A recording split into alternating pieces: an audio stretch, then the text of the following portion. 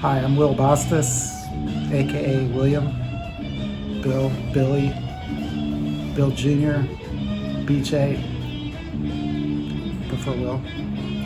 And I'm a blacksmith. I taught blacksmithing for 26 years at Los Angeles Community College. I started the program. I was a blacksmith for about 15 years before that. I've been retired for about 9 months.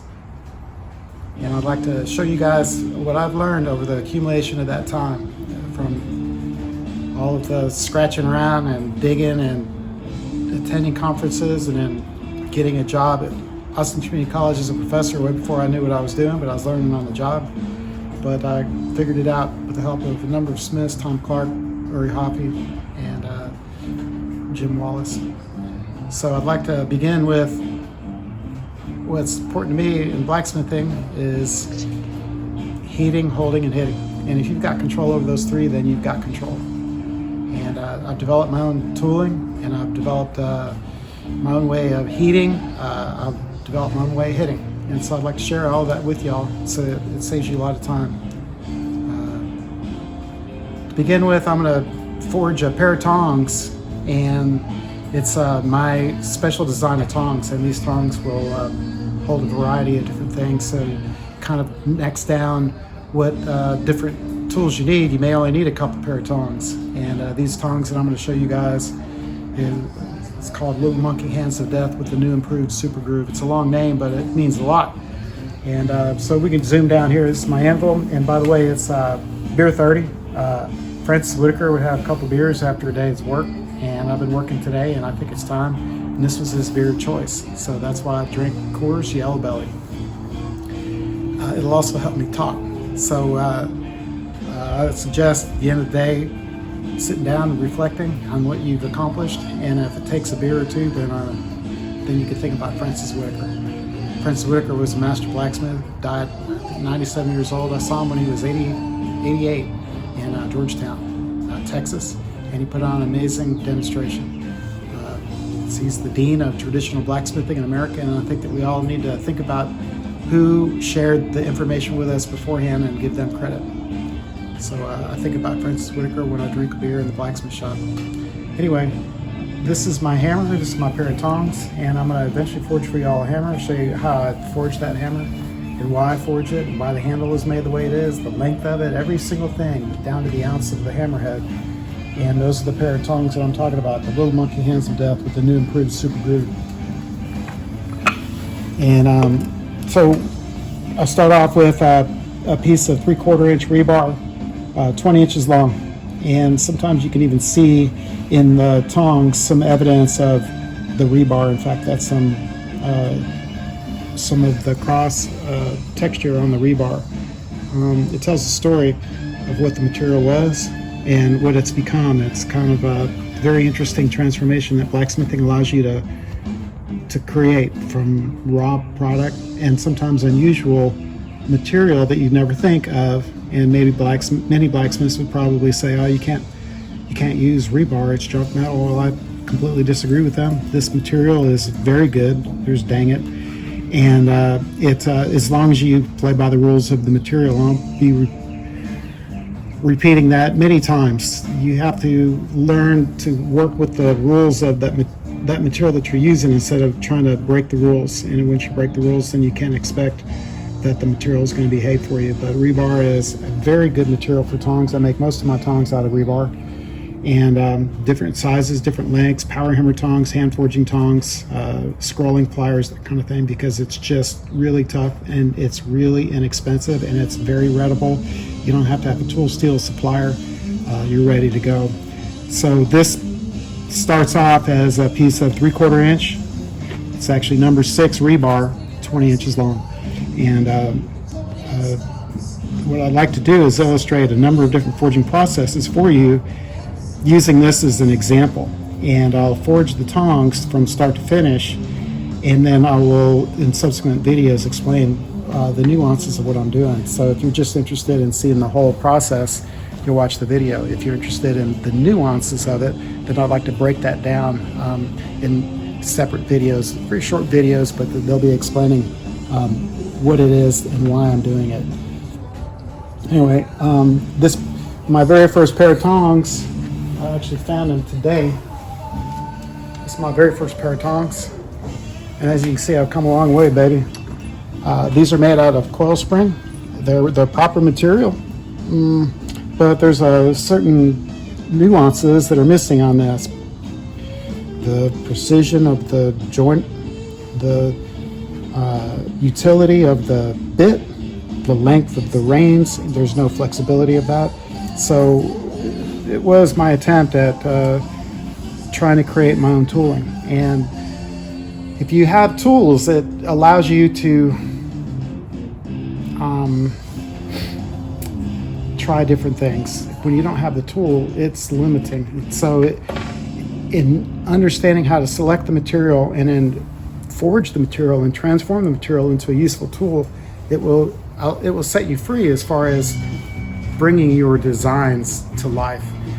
So I think as a blacksmith, it is very important to learn how to make tools, although you don't want to get hung up with tools, because tools are for making work, and work is ultimately what we're interested in doing. You can sell tools, but there's a lot of tool makers out there, and some of those tools are good. But ultimately what the customer is going to want probably is something for their house, maybe lighting, maybe some grills, maybe some furniture, hardware, utensils, hooks, that kind of thing. And so ultimately why we make tools is so that we can make these other things. But if you don't know how to make tools, then you're basically half a blacksmith.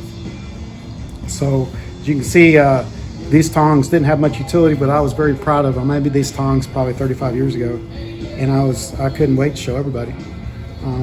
I knew a little bit more than they did, but they must have been holding back on their comments, because I can see right now that they're not very good. But I keep them because I think it's good to see where you've come from.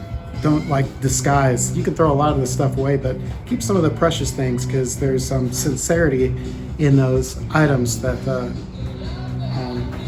that you'll never be able to duplicate, because your skills are going to get better, and it's just fun to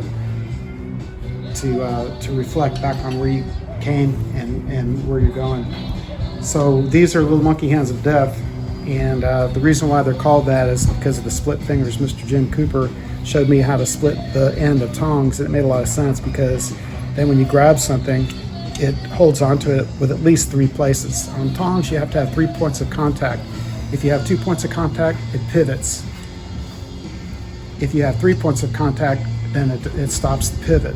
So this gives you at least 3 points of contact. And as you can see, when I forge these, I'll make sure that these meet, and it gives you 3 points of contact. Now, it also deeply fuller groove in here, and that's what's called the new improved super groove. The new improved part of it is splitting it out, but the groove itself is that, and what that allows me to do is to have a pair of tongs that hold on to round stock, square stock on the diamond. These tongs will also hold diagonally, and they'll hold just oddball shapes because of the hole in here. If this also forces the tongs to provide 3 points of contact because of the hole. If this was solid, then there's a possibility that it could pivot there. But since this is open, then it forces it to hit 1, 2, 3, possibly 4 at the same time. Now these could be longer, they're going to be springier. They could be shorter, they're going to be stiffer. And it's going to be up to you. You might have, if you like the design, or if you like these ideas to implement in your own tongs, you might think about that. The shorter they are, the greater the amount of force that you're going to have based on that fulcrum. Your pivot is your fulcrum, and these are your levers. So the levers on my tongs are carefully forged so that they're strong here, and then it's weaker here, but that weakness gives it spring. These tongs are almost sprung. Normally I would like about 1 inch of space. Let me show you another pair of tongs that I forged the same style, and they are made out of titanium. And as you can see, they're the same tongs. I like to have 1 inch of gap here, and I need to adjust those, because if you have 1 inch of gap, you'll never pinch your fingers or your hands. And that lever puts constant pressure on whatever it is that you're holding. So if I want to hold this, for instance, I can hold on to it by squeezing the tongs, or I can get a tong clip and I can put the tong clip on here, and that way I don't have to squeeze the tongs anymore. The tongs are holding, and it's because of the springiness of the reins. And you get springiness of the reins because of the shape that it's forged. So it's very stiff here, and as you can see, it's tapered out. It's wide and it's tapered, but at the same time, if you look at it from this perspective, it's narrow and then it's wide, because we don't need as much material wide here. That'll throw off your balance. You'll be carrying around a lot of material you don't need, but the width here bears against your hands, so it makes it a lot more comfortable when you're squeezing them. So there's a lot to these. You can make them longer. They may not fit in a toolbox, and so these are about 24 inches long, and they'll fit in some toolboxes. There's all kinds of variations, but this is what I've settled on. These are about 3.5 inches long here. I start off with 2, forge it to 3.5, and that allows me to have the same kind of taper. It's wide, and then it's thin, and then it's rectangular, but then when it comes over here, it splits off so that they get quite wide. These are ground so that they meet. So there's a lot going on in a pair of tongs, and there's also a lot of forging processes that go on in a pair of tongs, and so it would illustrate a lot of different technique for you if I forged a pair of tongs. And I'll do some hand forging, some power hammer forging, may do some striking if I can find somebody that can strike for me with a sledgehammer.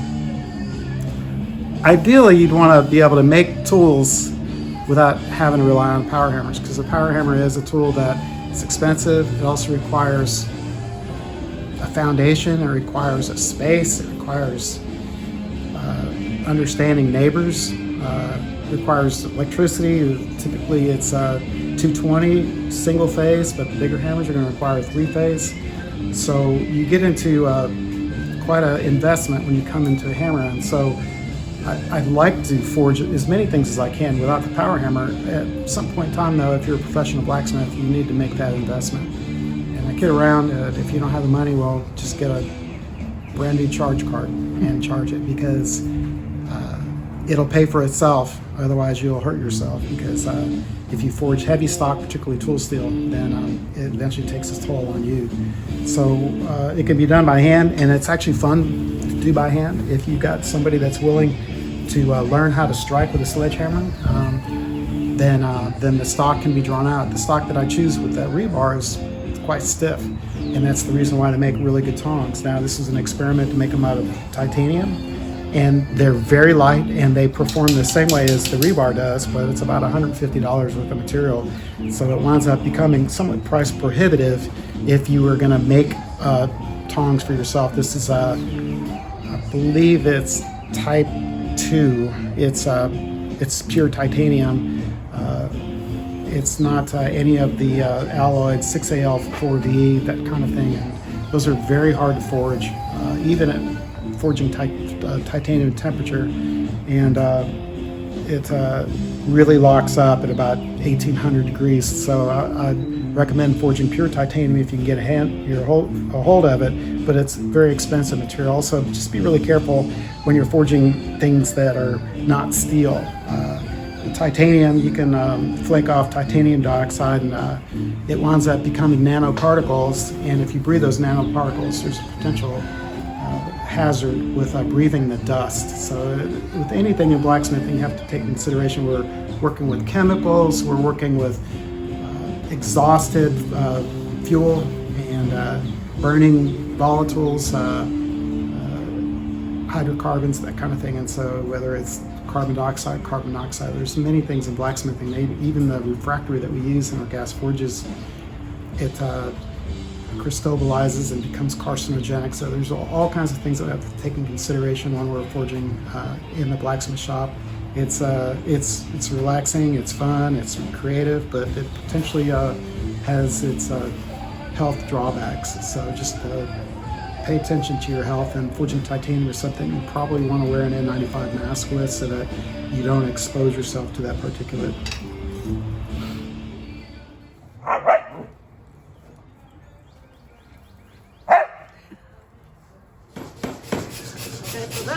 hit, except for a little bulb on the end. We'll talk more about that later. Now skip an inch. Far into the anvil, and then pivot at 45 degrees.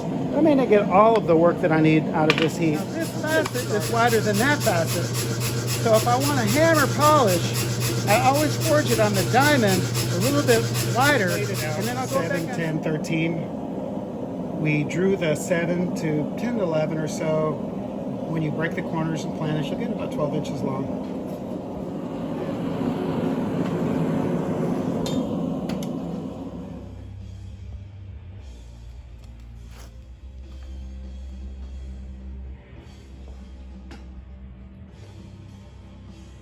This is a professional tool.